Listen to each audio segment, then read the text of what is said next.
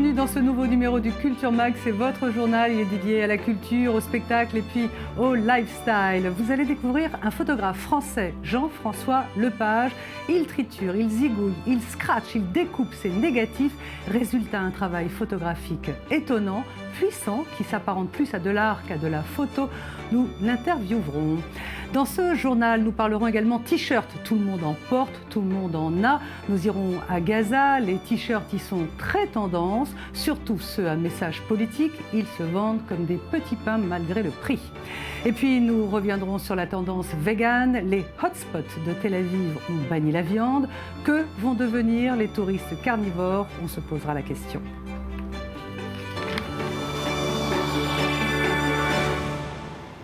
Voilà pour le sommaire. Merci d'être avec nous sur i24 News.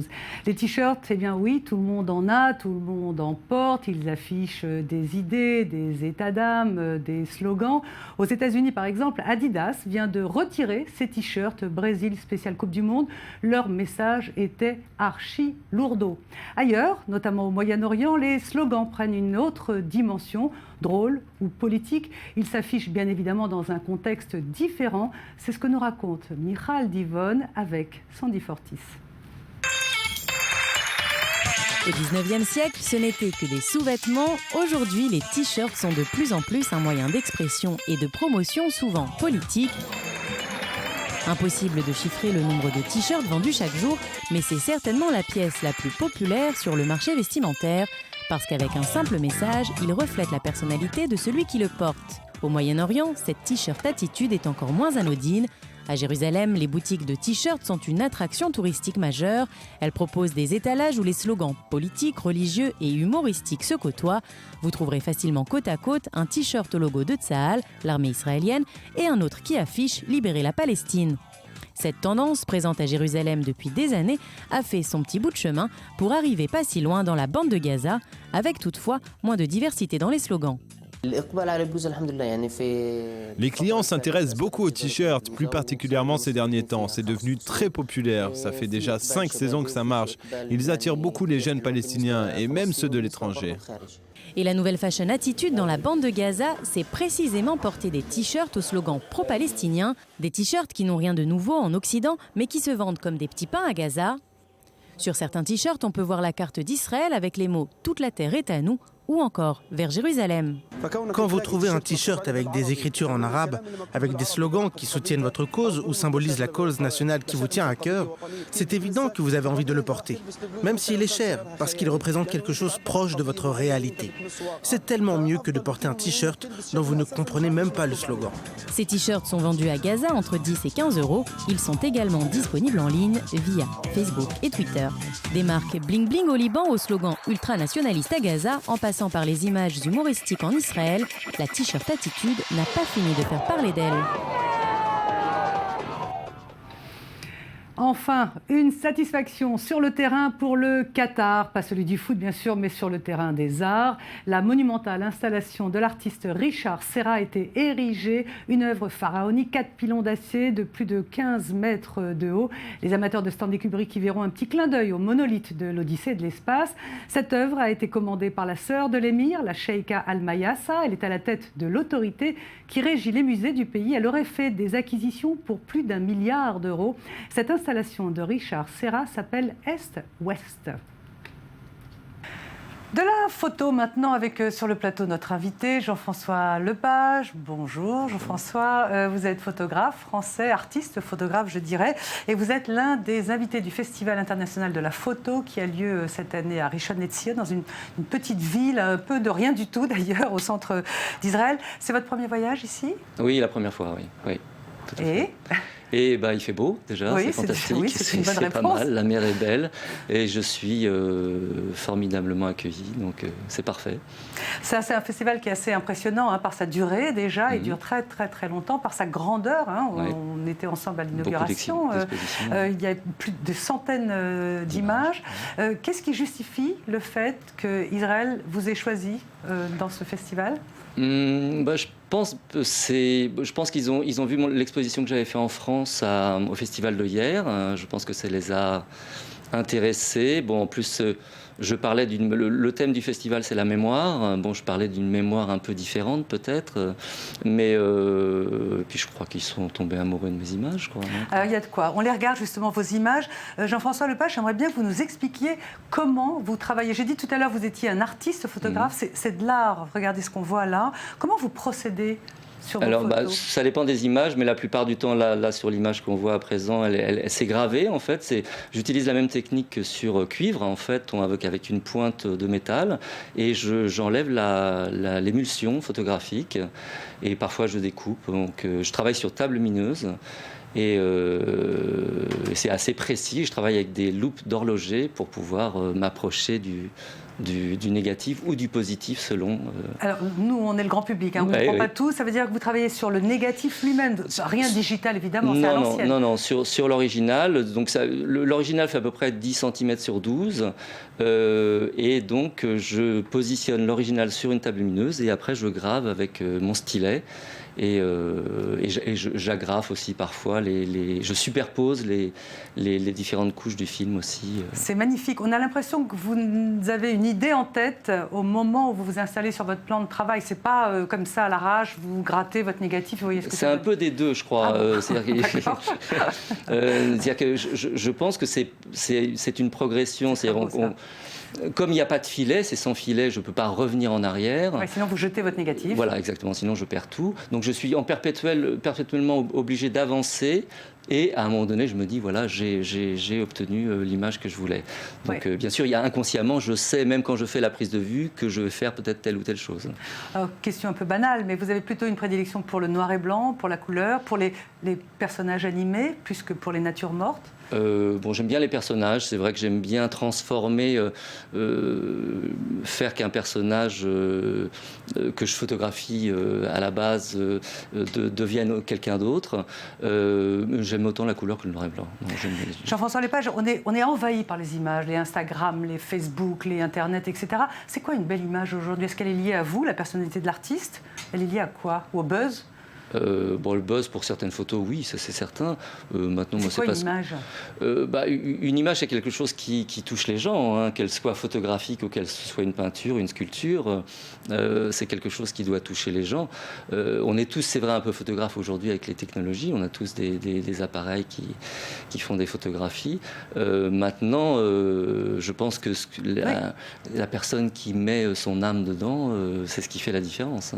On sent, et c'est ma dernière question, une influence un peu surréaliste. Il y a certaines de vos photos qui nous ont fait penser à des tableaux, à des images de Man Ray, celle-ci notamment. Oui. C'est vos inspirations? Oui. Enfin, j'en ai beaucoup d'autres. Mes inspirations viennent de plein de domaines. Même l'écriture, bizarrement, je lisais beaucoup quand j'étais plus jeune Edgar Poe ou Isaac Asimov, tout ce qui est les écrivains de science-fiction. Donc, on n'est pas toujours influencé que par son médium. Mais oui, les surréalistes, les découpages, tout ça, bien sûr, m'a influencé, oui, c'est évident. C'est absolument magnifique. Merci beaucoup, Jean-François Lepage, de nous avoir expliqué un peu vos photos. Mais enfin, le mieux, c'est de les voir. J'imagine que vous avez un site Internet et vous faites partie, je le rappelle, des invités du Festival de la photographie, un endroit incroyable. C'est dans des entrepôts et c'est dans une petite ville d'Israël, à Rishon LeZion. Merci. Merci à vous. Là, c'était une interview que nous avons enregistrée tout à l'heure avec Jean-François Lepage, l'artiste. À suivre, un reportage à Tel Aviv. Pour ceux qui n'aiment pas la viande, les meilleurs hotspots de la bulle passent aux véganes. Les touristes vont-ils tenir le coup? Eh bien, on va se poser la question. En attendant, voici les highlights. C'est l'agenda des expositions préparées par la rédaction du Culture Mag. Van Gogh à l'honneur à Arles. La fondation Van Gogh, nouvel équipement culturel de la ville, rend hommage au maître hollandais en lui dédiant 1000 mètres carrés de surface d'exposition, avec pour l'ouverture l'exposition Van Gogh Alive qui montre comment la lumière et la couleur pénètrent progressivement l'œuvre du célèbre peintre. 9 artistes contemporains qui se sont inspirés de son travail ont également été exposés pour l'occasion, comme le dessinateur Guillaume Bruyère ou la danoise Bethan Hu. Van Gogh Alive à découvrir jusqu'au 31 août. Comment les changements du sens des mots reflètent les changements de la société britannique dans les années 80 ? C'est à cette question que tente de répondre une nouvelle exposition dévoilée au Tate de Liverpool.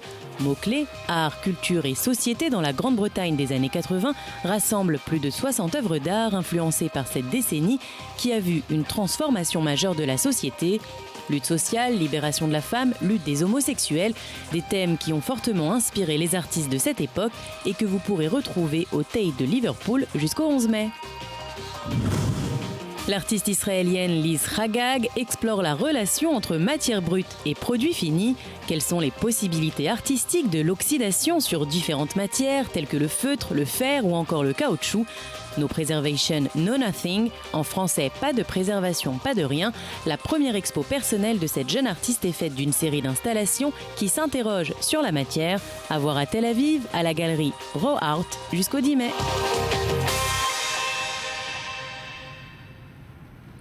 En France, le public attend la sortie du film 24 jours réalisé par Alexandre Arcadi. Ce long métrage relate le calvaire et l'assassinat d'Ilan Halimi, ce jeune garçon enlevé, séquestré, torturé pendant 3 semaines dans une cité de Bagneux par le gang des barbares parce qu'il était juif et donc prétendument riche.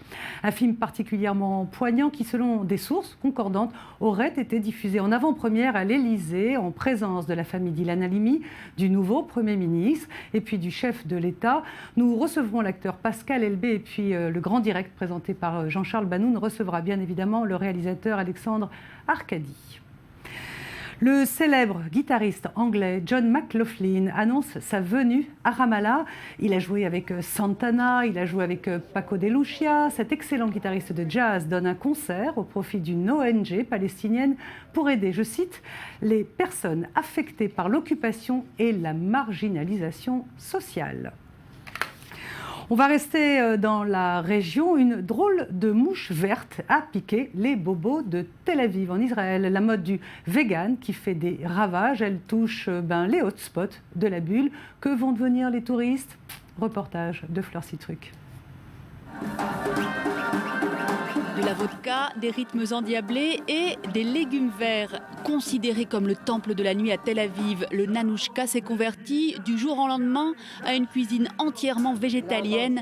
Sa propriétaire, une figure du Gotha et de la télé-réalité locale, a dû faire face à la grogne de ses clients géorgiens, bons vivants et gros mangeurs de viande. J'ai reçu pas mal de critiques. Certaines personnes m'ont dit qu'ils allaient pouvoir récupérer le local car mon resto allait faire faillite. D'autres m'ont dit que j'étais stupide. Le chef, qui était là depuis 7 ans, est parti. Mais je suis responsable de la nourriture que je sers aux gens. Si je pense que c'est mauvais, je ne vais pas le mettre dans leur assiette, juste pour des questions d'argent.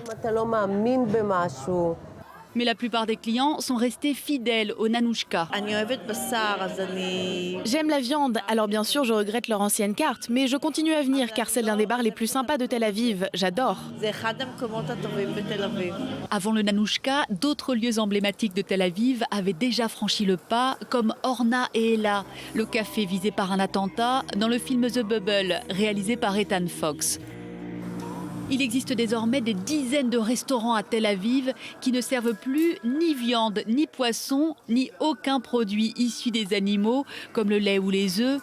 Comment remplacer tous ces ingrédients ? Réponse avec ce cours de cuisine végétalienne. Devenir végétalien, ce n'est pas la déprime ou la privation. Au contraire, j'ai beaucoup gagné en devenant végétalienne.